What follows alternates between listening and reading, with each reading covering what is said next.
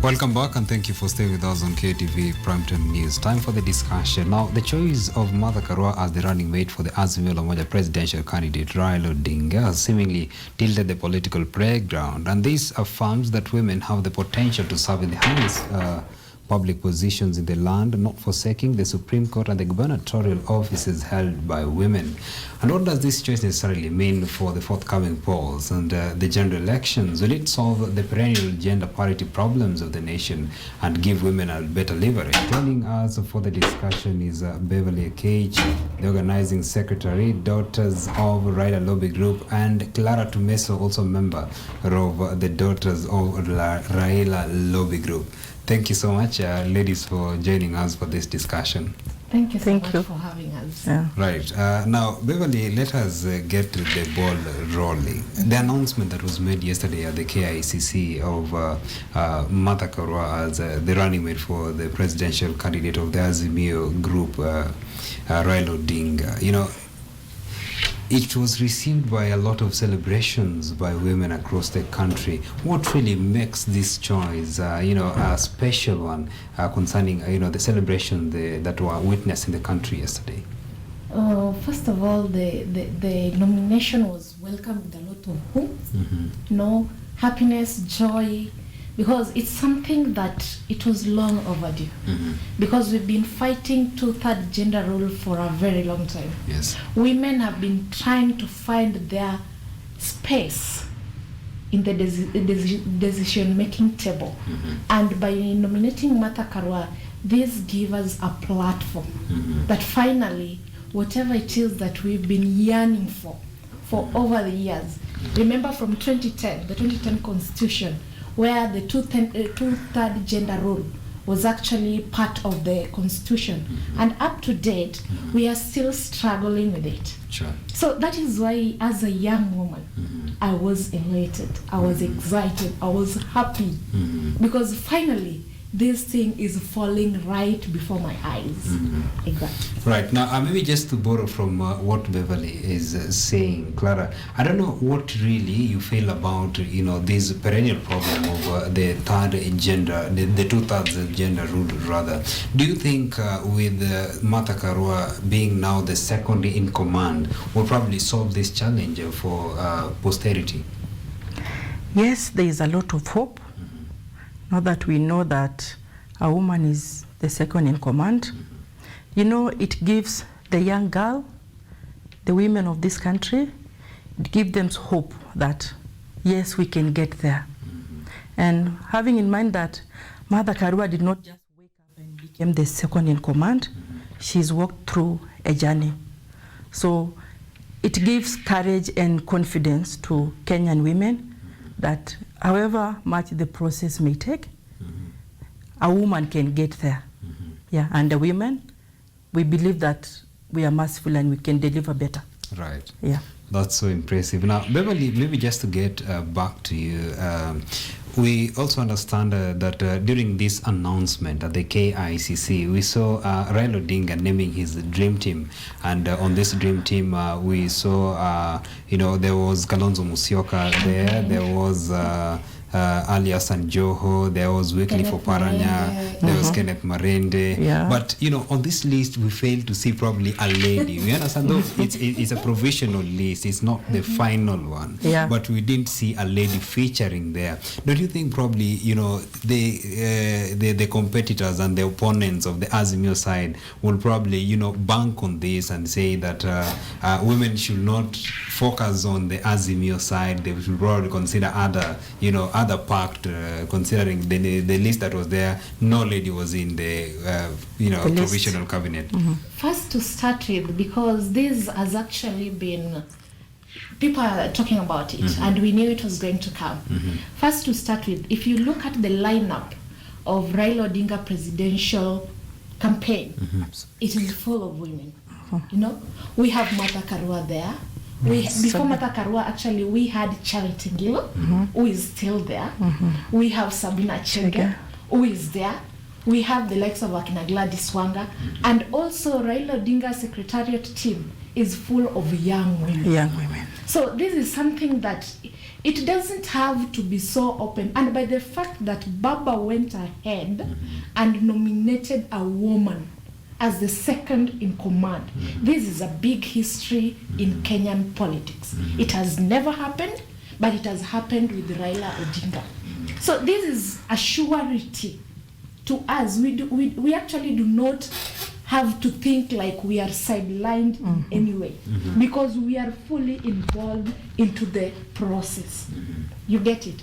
So by the other gender being given those positions and the female gender, we were not sidelined in any way. Just wait for the full cabinet to be constituted. Then that is when you're going to see young faces of women being majority of that cabinet. That is one thing that we are very sure, because Raila Odinga, amongst his the agendas, he has actually outlined very clearly his goal or his aspiration for women of this country. So it's not something that we are saying we are sidelined. No, we are in it. We are in the process. We are inside, and we are part of it. Right. Now, it's also, notably that you've talked about, women being in these topmost seats in the country. And I don't know what, Clara, you feel about, when we, at a time comes when we have a lot of women in the top positions. Just borrowing an example of in the United States, where the vice president is a woman, and we can just borrow, of course, from our neighboring country, Tanzania, where the president is a woman. So what kind of future really should this country expect when we are having a number of women in the top leadership positions? What we expect most, and I'm sure most Kenyans will say the same, is better services. In an African setting, a mother will always do it best. So with a woman in the top office, we expect better services.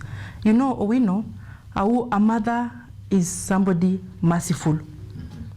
When it comes to what we've been fighting, like corruption, there is no list of a woman that has gotten to that top because of being corrupt, or getting to a point that is being told to withdraw from the office because of such. So when a woman sits in that office, it gives us a lot of hope that what these services that Kenyans have been yearning for, have been crying for, have been looking for, will finally come to our doorsteps. Yeah, so we expect much better leadership from a woman. Yeah, so we'll see something different once a woman is in an office compared to when a man is. I'm not saying that men are not doing it, but a mother can do it better. Right. Yes. Now, I don't know, Bev, what's your take on that? Just to add on to that, but the virtue that a woman has been nominated in the top office, this is a clear indication that the future is female. And by saying this, we are not in any way sidelining our male counterpart, because we are not who we are without them, without you people. But at the end of the day, we embrace. But look at, because there's a saying that say, when you educate a girl, you educate the whole community. This is what actually Martha Karua is bringing onto the table. She's going to be a mother. She's going to be a leader, but don't forget that she's a mother. She's a grandmother by the end of the day. Women are known to be very compassionate, and when we put our mind into something, we give it our all. So by seeing Martha Karua at the helm, this gives us hope, even to our generation and generations to come. Young women can now dream, and the dream can actually be realized. Because the days when women were supposed just to be seen and not to be heard are long gone. But this doesn't also give us that power to undermine our male counterpart. Because even when we go back to the Bible states so well, men love your wives, and women submit. Should I say amen? Amen. Of course, you need to say amen, you know. So we are not in any way going to grow horns. Yeah, and that is why we intimidate. are also appealing to our male counterpart that let us journey together in this. Support this. You know, your sister, you have a sister, you have a mother, you have a niece, you know. You can clearly tell them. If they tell you, you know, in school they are usually, what would you like when you grow up?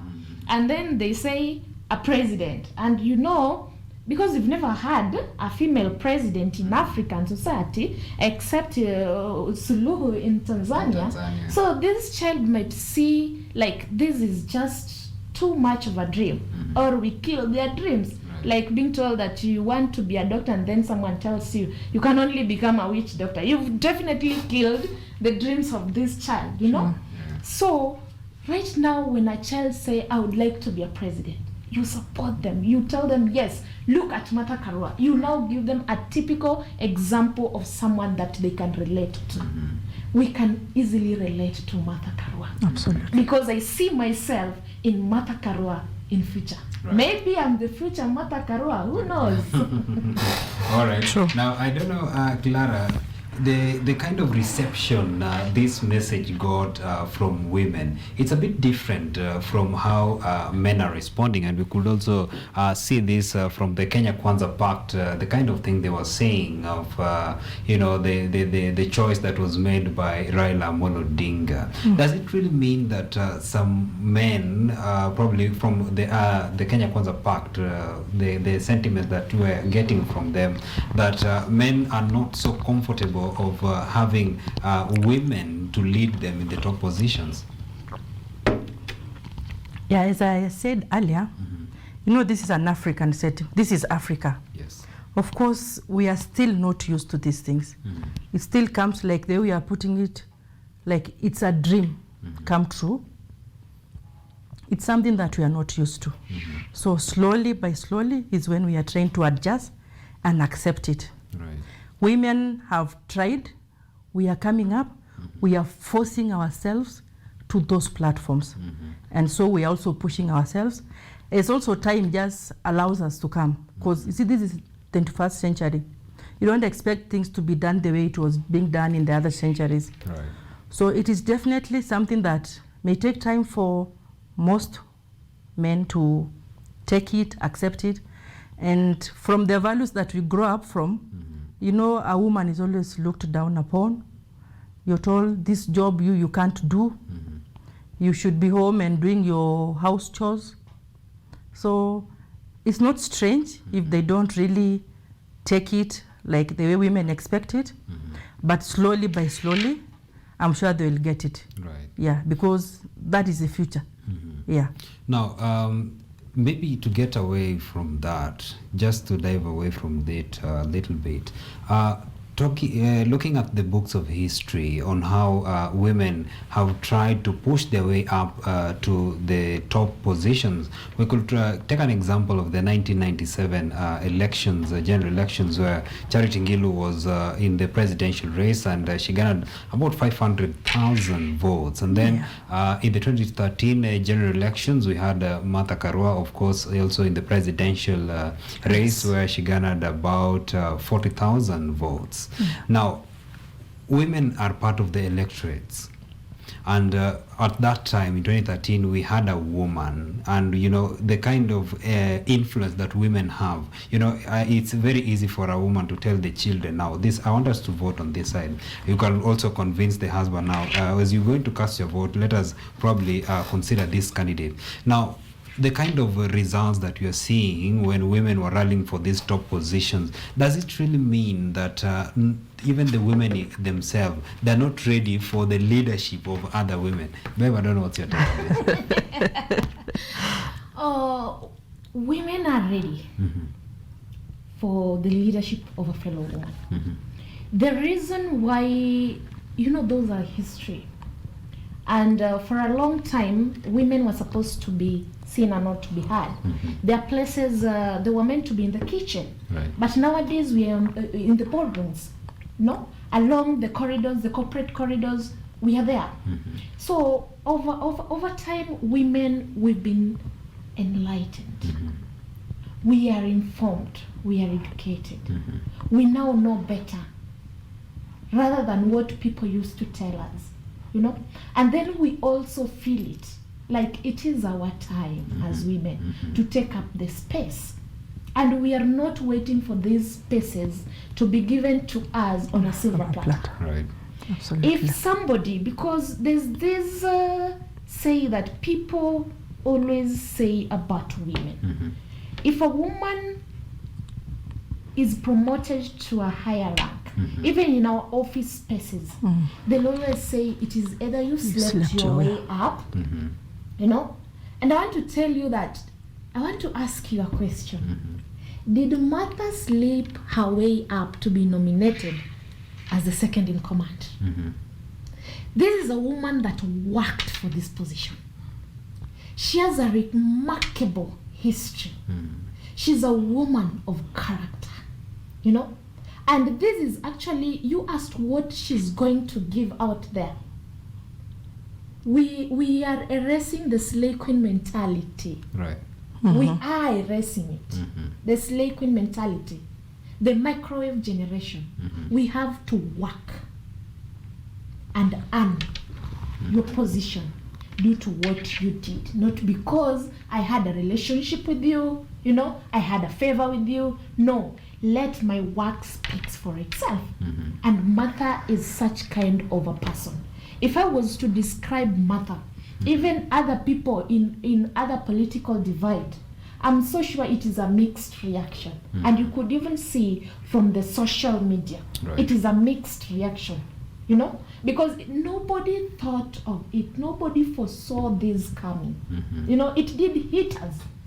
And I say it did hit us well. Right. You know, it just did get just down the spine. And we are trying to ensure that we are absorbing it. So the 19th century woman didn't have the information that we have today. Today we are able to disseminate information. We are able to access information from all corners. Right. So by saying that, and people usually say that a woman is her worst enemy. Sure. You know? Yeah. No, we are saying this is not true. We are going to embrace this. This is ours. Right. We are embracing it, and we are giving it our all. Now, on Can that, I add to that, Otieno? Sure. I wanted to ask probably Clara still on the same, because Bev is clearly putting it out that women are not the poisons of other women. Should we expect probably in these elective posts, and not necessarily from the presidential, now from the gubernatorial, from members of parliament, and even on the members of the county assemblies, that this time round we should be having, or rather we will be seeing a lot of faces of women winning these elective posts? Yes, definitely. Like in Azimio, you know, Azimio has so many parties, around 26 parties under it. Let me speak a little about ODM. That is my party. Right. Like ODM, it has targets about how many women governors we want, how many women senators, up to the MCA level. So this is something that we expect that many women will get to the ballot. Right. Yeah. And like ODM, it is really pushing women. It has done a lot of sensitization, so many trainings about women in every county. It has moved through a very able arm of ODM Women League. It's just a department in ODM that specifically just handles women issues. So like ODM is very passionate about women. And with that, we expect so many women to get on the ballot. Right. Yes. All right. Now, still on that, probably let us try to look at the current government that we are having, the Jubilee government that took office in the first term, and of course we know what happened on the second term, the breakaways that we saw, and you know, reading from the chemistry that was there in the first term, we could see on how President Uhuru Kenyatta and his deputy could get the podium, you know, wearing the same outfits, you know, and no one could really foresee that at some point they could, having public exchanges that we saw recently. Now, what do we really foresee in the pact of ODM leader Raila Odinga and Martha Karua? Could probably, maybe at some point, they could also get to, what befell President Kenyatta and his deputy William Ruto? Never ever. No, this is what I want to say. We can never say never ever. Because even a family institution, you, even as a family, as siblings, you come from the same womb. Sure. But you have different personalities and different principles and beliefs, by the end of the day. But one thing we need to check onto is, what is it that brought these two people together? If you look at Raila Amolo Odinga, this is a man that has a very rich history in the political space scene of Kenya. If you look at Martha Karua, the same. It is about ideals. What is it that brought you together by the end of the day? Because if you find that what brought you together is no longer there, then that marriage is as good as done. So before this was done, these are people that courted. They had they did share their visions and their mission. They shared their goals by the end of the day, and then they did counter check. You see, like here I'm complimenting you. Here I'm complimenting you. This is your weakness, this is my strength. So these two are complementing each other. Right. So we can't really say that the house will not crumble, right, like it did to the other house, But what is it that brought them together? And this, if you were very keen during the announcement yesterday, Raila Odinga said that he was looking for a co-worker. Right. He was looking for someone who was going to complement him, And he said the office of the deputy president is going to be a workshop. We expect nothing but work inside there. That's why we are saying no slave queen mentality. You are getting down and getting down to work. Right. So they have their principles, what brought them together.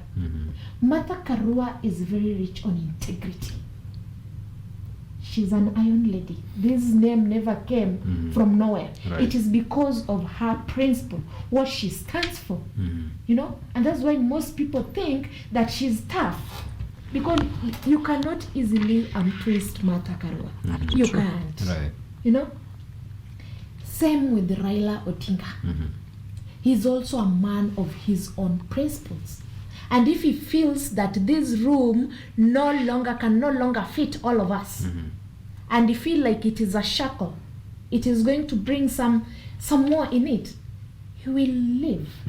And he lives honorably. Now, talking of the principles of Raila Amolo Odinga, just on a light note, from the time when, from the handshake, from the period of handshake since 2018, we have seen the cost of life rising, the hyperinflation in the country, cost of fuel and basic commodities. People on the ground, like people who know me personally, meeting me on the ground, they're telling me that, since Raila Odinga joined hands with the president, is not supporting the needs and the desires as he was doing when he was in the opposition.